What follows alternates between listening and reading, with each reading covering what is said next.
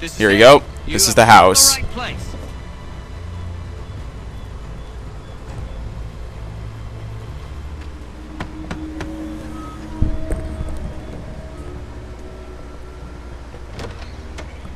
The regulars are coming.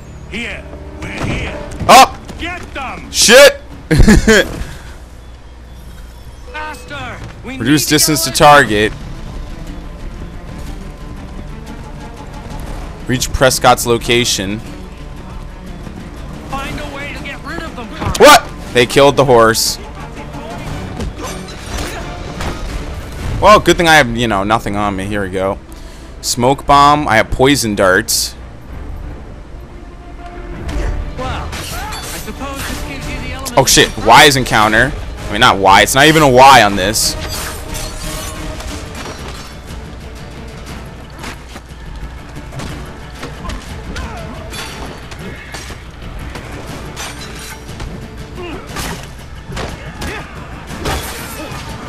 Thank you. Get him. Actually, no, yeah, smoke bomb won't help me here. Pistol will.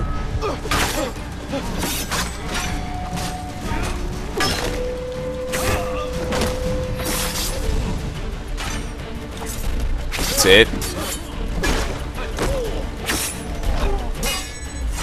Goodbye. Oh, I didn't kill him. What is it? Is it X, I think? Yeah, it's X. It's weird. The counter hit is X. Garden X.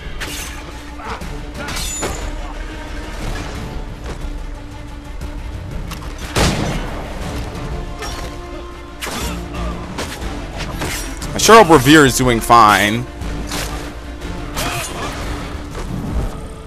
Ally dead. I didn't even know Paul had a health bar. Well, that's stupid. I didn't even know Revere had a health bar. I just figured he had infinite health.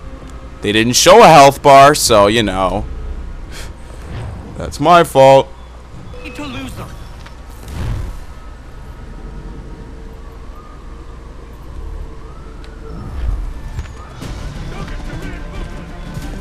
Let's try a more wooded escape route. We need to lose them. Well, that went a lot better than following the road. Faster! We need to get away from them. Yeah, we did. That was much too close for comfort. Let us take care to avoid any further surprises. This way, Connor! Yep, this way. Turn right! Turn right. Go left up here. Go left. Turn right, then go left. Yeah, I wouldn't have made the time limit anyway. Yes, this is exactly where we need to be. We should dismount for this. Be quicker and quiet.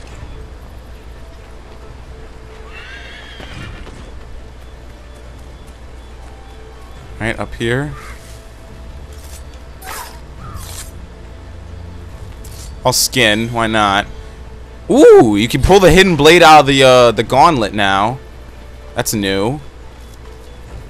This is it. You have got the right place. Yeah, it's the only house up here anyway.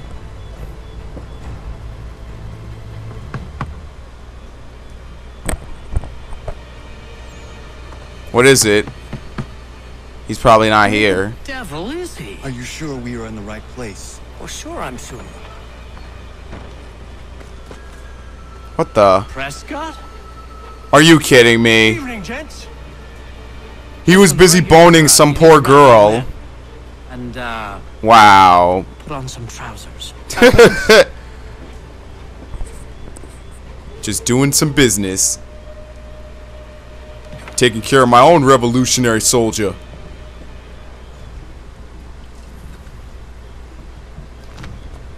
Reach the Hancock Clark House in Lexington.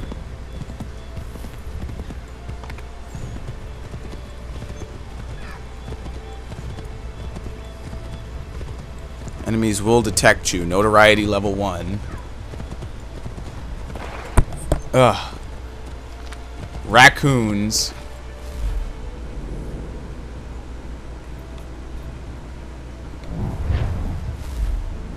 Hold on, now I'm looking at all this stuff. What does it mean 14? Contracts? How many people do I even have? I only have one guy.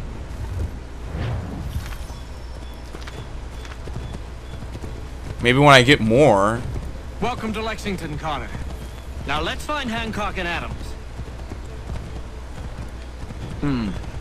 No sign of Dawes. I hope he's all right.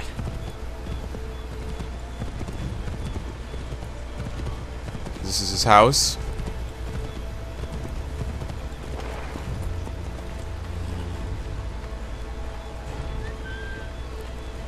Now interact. Yes, whistle. Come out. Come out.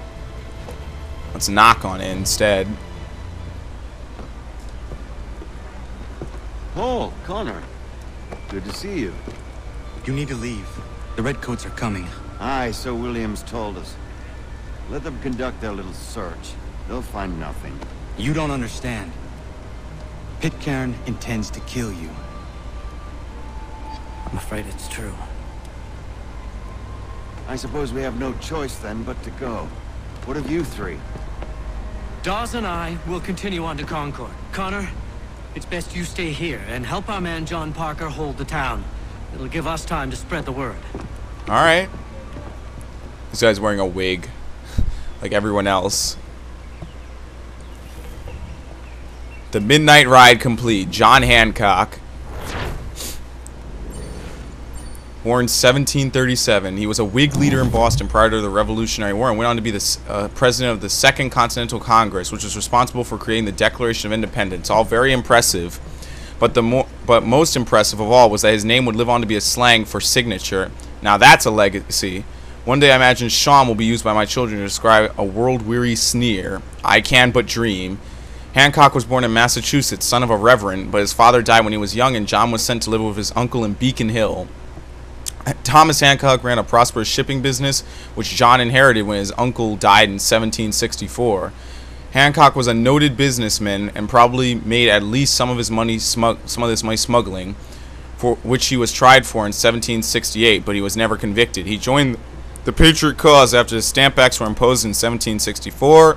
He went on to be one of the instigators of the Tea Party. In fact, after the Revolution began, he was such a well-known rebel that when the Boston governor offered clemency to anyone who would lay down their arms, Hancock was specifically left out of the deal.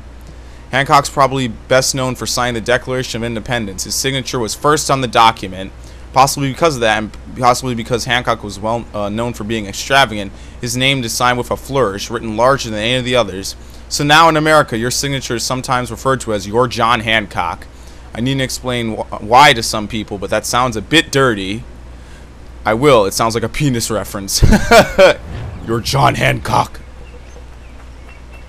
A newspaper unlocked.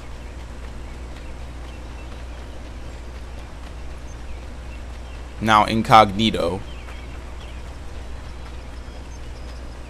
Paul Revere's ride. Here we go. An army of Minutemen, I believe they were. John Parker. Born 1729, he was the captain of the Lexington Militia and therefore the man in charge on the day of the battles at Lexington and Concord. Parker was a farmer by trade, but since he'd been a soldier in the French and Indian War, he was placed in command despite the fact that he was quite ill with tuberculosis at the time. Parker went on to join the Continental Army in the siege of Boston, but was too ill to be involved in the Battle of Bunker Hill. Parker died on September 1775. The statue of the Minutemen on Lexington Green is said to be a representation of him, though since there are no known pictures of Parker, the resemblance is sketchy at best. It's the thought that counts. Let's begin.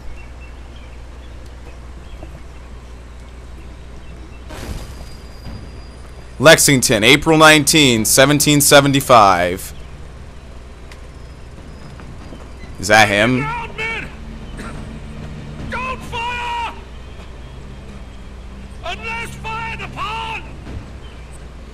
But if they mean to have a war, let it begin here! Pitcairn. Here he is. Disperse, you damn rebels! Lay down your arms and disperse! What the deuce are you doing? Hold your position! Oh, they all ran. Traitors! They are not coming back. You will have to make do with those who remain. Don't Yep. lecture me, Order. On how what? To save your life? Return fire! They're gonna get brutally slaughtered. You need to get to Concord and warn the others. Show this to whoever leads there. Should be a man by the name of James Barrett. Go on now. Alright, so we're leaving Lexington. Dude, they're just lining up and playing Duck Hunt with these guys. Travel to Concord and deliver the letter and alert the militia there. So, crushing defeat. John Pitcairn updated. Didn't I read this guy? He was a young captain. He fought in the French and Indian War. When Thomas Gage sends British troops to Lexington and Concord, he picked Pitcairn for the job, figuring the rebels would listen to him when it came time to talk. Instead, Pitcairn was the man in charge when his Marines killed 8 militiamen at the Battle of Lexington, starting the Revolutionary War, severely damaging his reputation as a peacemaker. Multiple deaths can do that. Pitcairn's report on the battle said he had ordered his men not to fire unless the rebels fired first, but that didn't stop the rumors that he commanded the attack. History's taken a kinder view. Pitcairn's now considered, as one patriot described him, a good man in a bad cause. No comment on that, but he definitely fired first.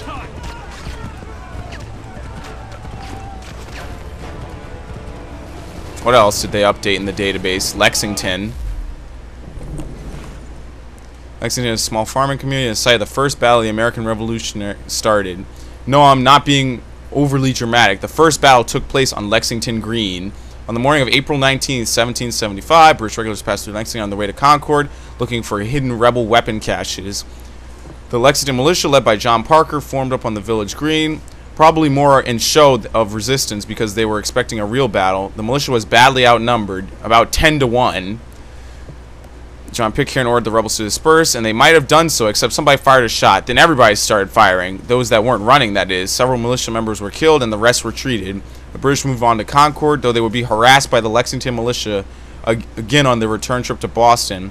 Lexington's town motto is, "Now what a glorious morning for America," though it's possible it didn't seem like one at the time. Firing guns and then running away since 1775 might have been a nice alternative. Every town needs a bumper sticker. Firing guns and then pussying out. Stick together, boys, and keep the pace. Oh, what's the next one? Here's a question. Question mark, what does it say? To Concord, lads. Battles of Lexington and Concord. April 19th, 1775. On the night, blah, blah, blah. A quick raid, defuse rebel plans, and attack that. And capture instigators John Hancock and Samuel Adams. Unfortunately for the British, the result was the American Revolution. In other words, this battle was a complete disaster for the British, and that's not a sentence with which I'm 100% comfortable. The rebels had already been tipped off about raids weeks before, and they had moved most of the weapons the British were looking for. Night of the battle, Paul Revere and William Dawes brought word the British were on their way. So by the time the regulars marched into Lexington near dawn, the local militia was waiting for them. No one knows who fired the first shot. They both blame each other, but the Lexington militia was badly outnumbered and retreated, and the British moved to Concord. By most reports, the British were polite in Concord, which I'm sure their mothers would have been delighted to hear about. All apart from one moment, of course, when John Pitcairn threatened a local tavern owner at gunpoint. But to be fair, the tavern owner did know where the weapon caches were. Overall, the things didn't go all right until nearby militia saw some smoke rising above the town. They thought it was on fire and marched in, causing a skirmish at the North Bridge. By the time the British left Concord, more militia had arrived, outnumbering the regulars and raising tensions further. The new troops followed the British along the road, bravely firing at them from behind walls and the cover of trees. There was little the British could do to fight back. They were tired and mostly out of ammunition. Some of the regulars even broke ranks and fled. For the rest, it was a long walk back to Boston. Rather than dispersing after the battle, the militia gathered outside of Boston Neck, starting the siege of Boston and the beginnings of the Continental Army. Pretty important moments there.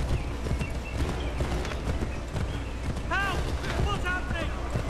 What the bloody hell is happening this morning? Get out! Everyone run! The British are coming! Every man for himself. Rescue civilian hostages. Where? Oh, I see him. Can I get off this damn horse?